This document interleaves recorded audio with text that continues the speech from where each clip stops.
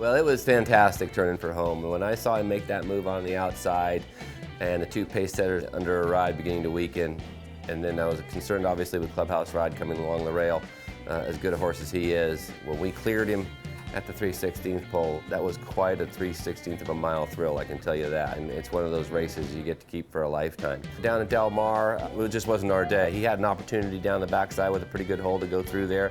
And he went along nicely, but didn't have that explosive kick, and came back in the awesome again here. I think he ran a very good race. He's certainly 1.25 miles is going to be beneficial to him. 1.1 miles may not be his best distance. You see him coming along steadily down the lane, so we were happy with that. Great disposition to him, especially for being an older stallion.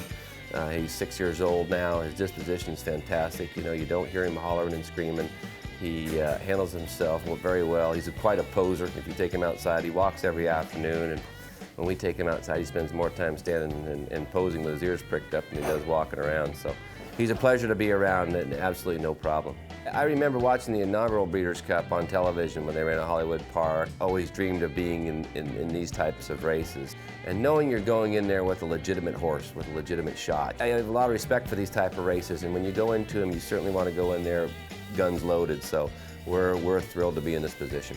I think they're overlooking the older horses, honestly. It is a very, very good 3-year-old crop, and take nothing away from any of them. You start stretch down 1.25 miles in these big fields and anything can happen. Doesn't mean that the division is weak.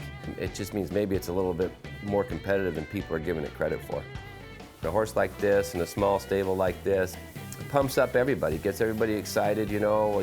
Obviously you have a lot of people around, the press come around, and everybody in the barn gets excited.